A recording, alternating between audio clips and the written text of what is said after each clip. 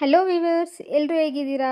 So ಈ ವಿಡಿಯೋದಲ್ಲಿ ನಾನು ಇನ್ನೊಂದು ಪ್ರಾಡಕ್ಟ್ ಬಗ್ಗೆ ರಿವ್ಯೂ ಕೊಡೋಣ ಅಂತೇಳಿ ಬಂದೆ. ತುಂಬ ಡೇಸ್ ಆಗಿತ್ತಲ್ವ ಫ್ಲಿಪ್ಕಾರ್ಟಲ್ಲಿ ಆರ್ಡ್ರ್ ಮಾಡಿ. ಸೊ ಇನ್ನೊಂದು 3 ವೀಕ್ಸಲ್ಲಿ ವರಮಹಾಲಕ್ಷ್ಮಿ ಹಬ್ಬ ಬಂದೇ ಬರುತ್ತಲ್ವ.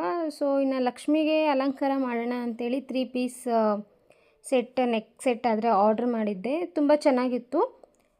ವರಮಹಾಲಕ್ಷ್ಮಿ ಹಬ್ಬಕ್ಕೆ ಲಕ್ಷ್ಮಿಗೆ ಹಾಕೋಕ್ಕಂತ ಸೆಪ್ರೇಟ್ ಒಂದು 2 ಸೆಟ್ಸ್ ಇದೆ ನಮ್ಮ ಮನೇಲಿ. ಸೊ ಈ ಸಲ ಸ್ವಲ್ಪ ಹೊಸದಾಗಿ ಟ್ರೈ ಮಾಡೋಣ ಅಂತೇಳಿ ಈ ಸೆಟ್ ಆದರೆ ಆರ್ಡ್ರ್ ಮಾಡಿದ್ದೆ. ಇದ್ರದ್ದು ಟೋಟಲ್ ಕಾಸ್ಟ್ ನಾನು ಲಾಸ್ಟಲ್ಲಾದರೆ ಹೇಳ್ತೀನಿ. ಸೊ ಕಾಸ್ಟ್ಗೂ ಈ ಪ್ರಾಡಕ್ಟ್ಗೂ ವರ್ತಾ ಇಲ್ವಾ ಅಂತ ನೋಡೋಣ. ಸೊ ಆನ್ಲೈನಲ್ಲಿ ಚೆನ್ನಾಗಿತ್ತು ಅಂತೇಳಿ ಆರ್ಡ್ರ್ ಮಾಡಿದೆ. ಬಟ್ ರಿಯಲಾಗಿ ಓಪನ್ ಮಾಡಿ ನೋಡಿದ ತಕ್ಷಣ ಫಾರ್ ದಿ ಫಸ್ಟ್ ಟೈಮ್ ಫ್ಲಿಪ್ಕಾರ್ಟಿಂದ ನಾನು ಡಿಸಪಾಯಿಂಟ್ ಆದೆ. ಇದಕ್ಕೆ ಹಿಂದೆ ಚೈನ್ಸ್ ಆಗಲಿ ಇಲ್ಲ ಏನಾದರೂ ದಾರ ಆಗಲಿ ಏನಾದರೂ ಕೊಟ್ಟಿರ್ತಾರೆ ಅಂದ್ಕೊಂಡೆ. ಬಟ್ ಬರೀ ನೆಕ್ ಸೆಟ್ಸ್ ಮಾತ್ರ ಕೊಟ್ಟಿದ್ದಾರೆ. ಸೊ ಅದಕ್ಕೆ ನಾವೇ ಏನಾದರೂ ಪೇರಪ್ ಮಾಡಿಕೊಂಡ್ರೂ ಕಲರೇ ಆಗಲಿ ಏನೇ ಡಿಸೈನೇ ಆಗಲಿ ಚೇಂಜ್ ಆಗಿಬಿಡುತ್ತೆ. ಸೊ ಮುಟ್ಕೊಂಡು ನೋಡಿದ್ರೂ ಏನು ಅಷ್ಟು ವರ್ತ್ ಅಲ್ಲ ಅನ್ನಿಸ್ತಿದೆ. ಇದ್ರದ್ದು ಟೋಟಲ್ ಕಾಸ್ಟ್ ನನಗೆ 600 ರುಪೀಸ್ ಆದರೆ ಬಿತ್ತು. ಸೊ ಟೋಟಲ್ 3 ಇದೆ ಅಲ್ವ, ನಾವು ಅಡ್ಜಸ್ಟ್ ಮಾಡಿ ಆಗ್ಬೋದು ಅಂತೇಳಿ ತೊಗೊಂಡಿದ್ದೆ.